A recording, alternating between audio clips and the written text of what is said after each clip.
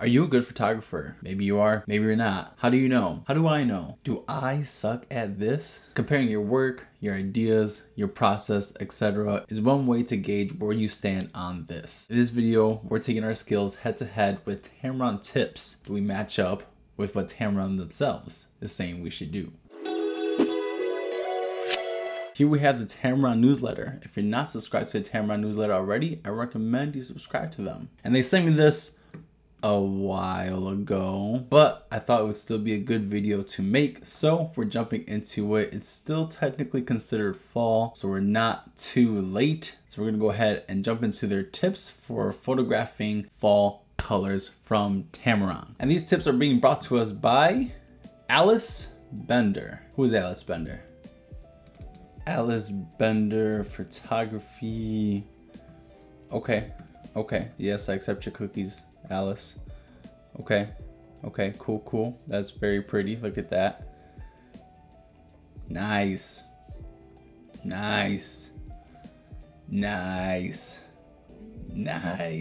Okay, we have somebody who knows what they're talking about. We can trust this source. That was pretty fire. Alice Bender, I trust you.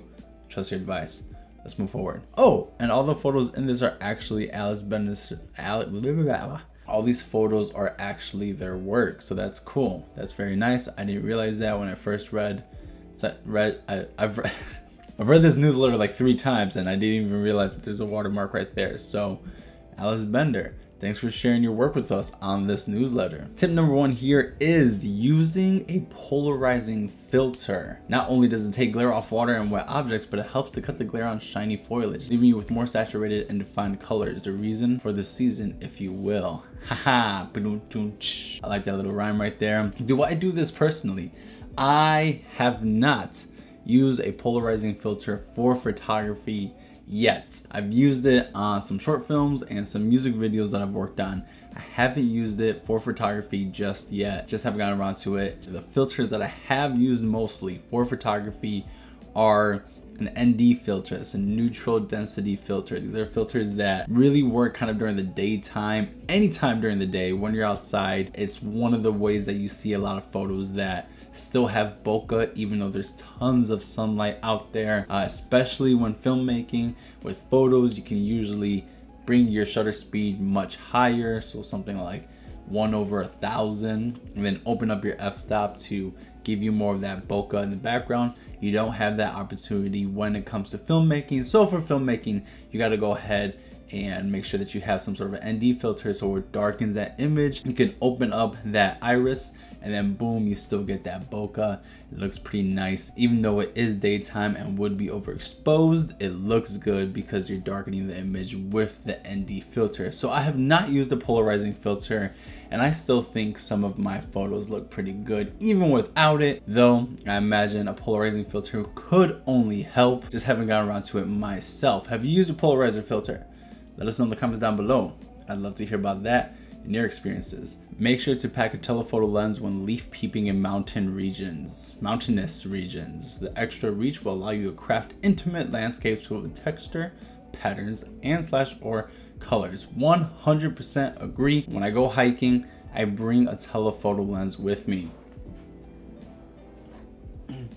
This right here is one of the main lenses I use. It is a Canon EF 75 to 300mm telephoto zoom lens. This is the main one I use a lot of times when I'm on hikes. I either use it with my Canon camera or I adapt it to my Panasonic camera. I use this a lot. It's one of my favorite lenses. It's an older lens too, so I don't mind kind of like banging it up here and there, which it definitely has been banged up. It's light, so I could keep it on me and I can hike multiple miles and I don't feel too bad. I don't feel too, heavy or weighted. I have this old vintage Yashica 135mm telephoto prime lens. This one I haven't used as much because A, there's no autofocus because it's a manual vintage prime lens, and B, I've mostly used it for things that are just a bit more controlled. It's not really controlled when I'm trying to get a bird on the fly or any other animal sort of,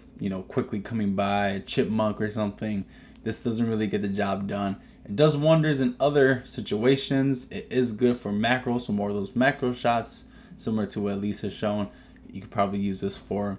But really I stick with my 75 to 300 millimeter. I agree 100%. Bring a telephoto lens. Tip number 3, slow down. Take in all the details around this time of the year. Use midday when the light is the brightest to explore under the canopy and capture details of the forest set against a colorful backdrop of leaves. Slow down, I agree with 100%. Take your time if you can. The only caveat I have to this is sometimes you don't have a nice long 2-hour hike. Sometimes you have a quick 30 minutes, a quick 60 minutes. In that case, it is what it is. I don't think, there have been times where I've thought to myself, I don't have 2 hours, so I'm not even going to get my stuff out or even give it a try. And I don't like that idea. I want to stray away from that thought process in my own work.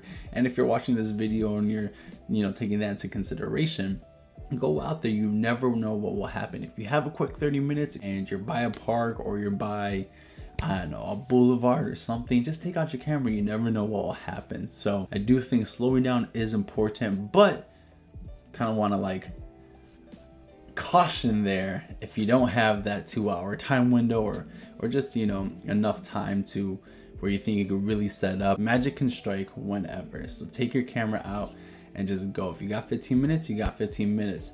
There's some trees down the street, there's some leaves, whatever, go for it. You never know what might happen. Take the opportunity when working around bodies of water to create abstract or impressionistic images by using creative long exposures and telephoto length to capture the fall foliage reflecting on the water. This could be one time when a polarizer would not be used as it would cut the reflections.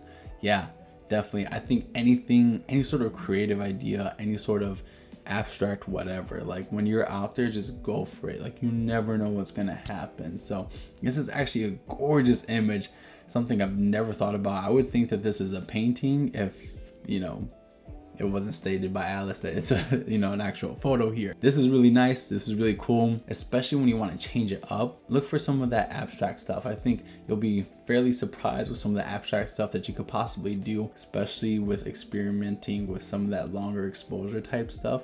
100%, I agree here.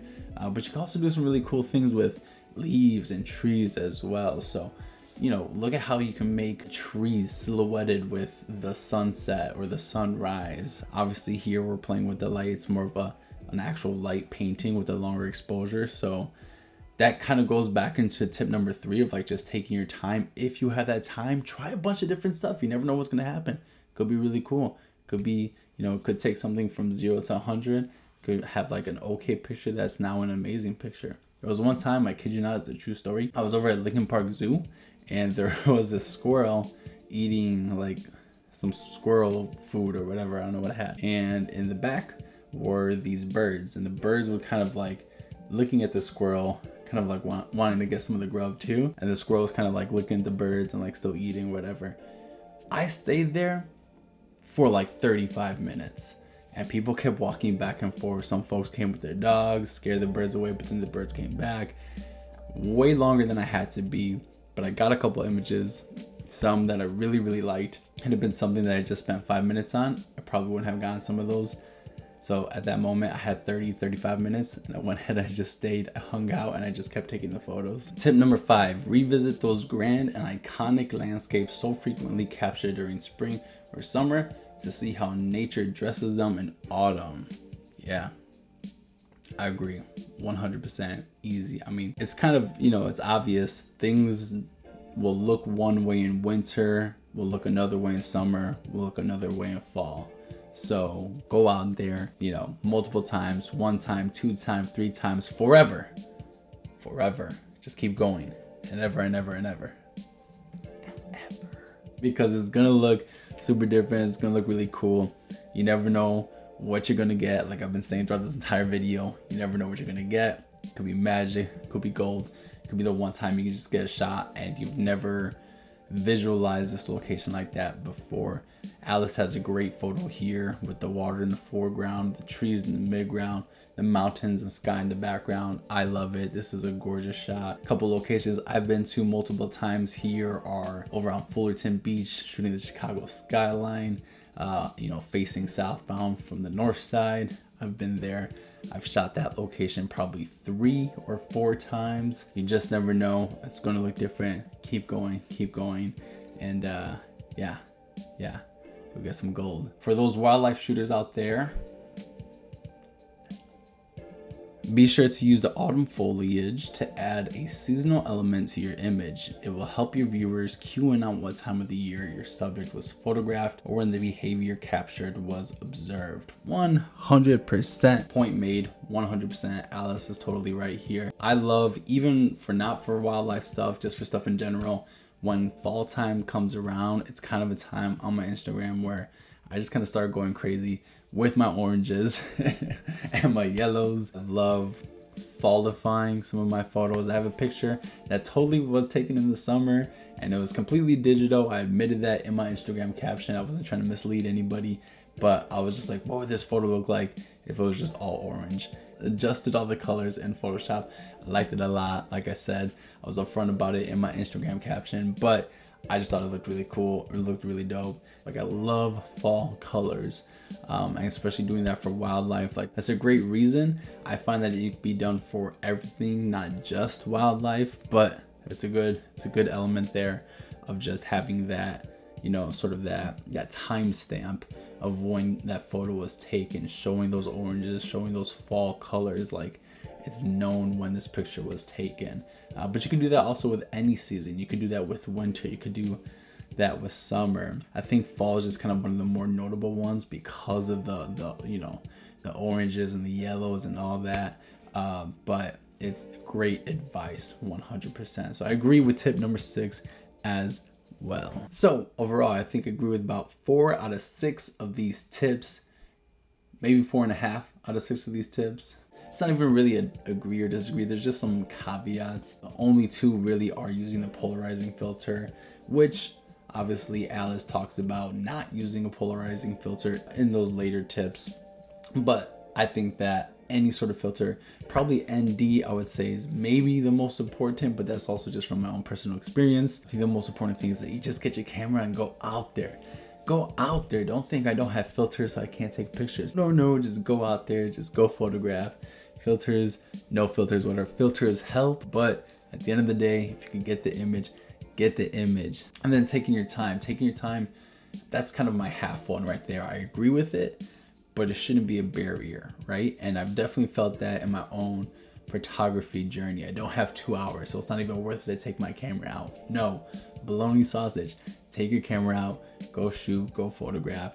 If you have 15 minutes, you have 15 minutes. If you have 20 minutes, you have 20 minutes. If you have a minute, you have a minute. That's it. Just go take a photo, go take a photograph, go make some pictures. You never know what will happen. So that's kind of all my thoughts and ideas around these tips for photographing fall colors from Tamron. Overall, I love the Tamron newsletter. Tamron, if you're watching this, dope newsletter. And yeah, what about you? You let me know in the comments down below. Are these tips sort of some that you follow? Do you agree with them? Do you not agree with them? Are they helpful? Are they not helpful? Everything in the comments down below. Once again, my name's Josue and I live in Chicago, the greatest city in the world. And I'll see you on the next one. Bye.